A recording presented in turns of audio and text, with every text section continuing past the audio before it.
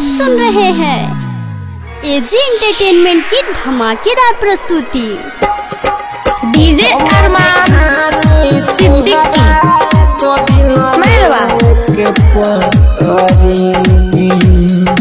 Mix by AG recording studio.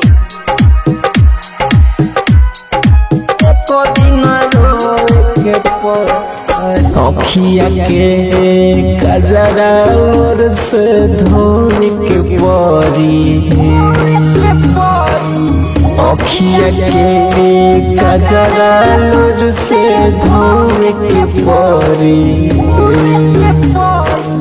हमारे खानी तुहरा एक दिन रोए के परी।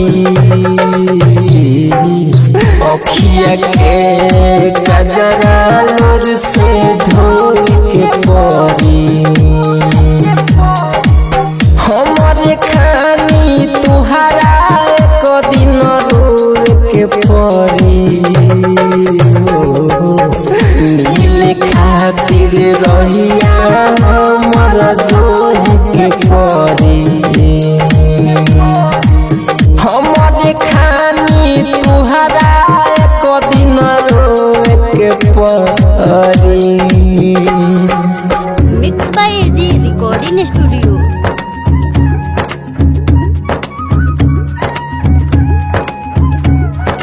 डीजे अरमान सिद्दीकी मेरवा दिन रोए के परी।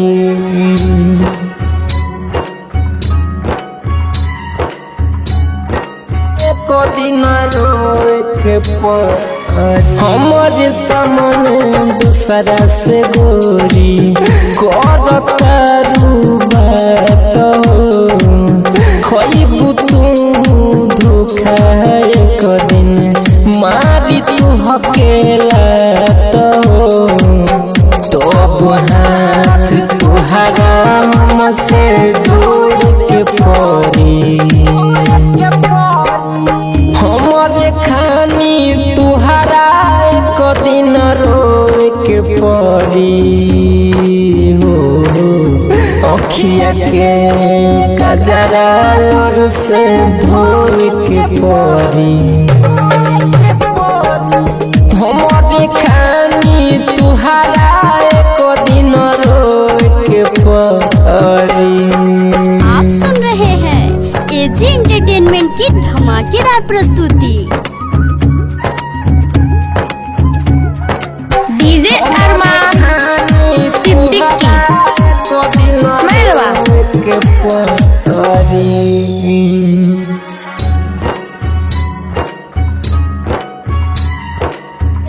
दिन रोए के परी, कोई जितना प्यार तुहसे करी न के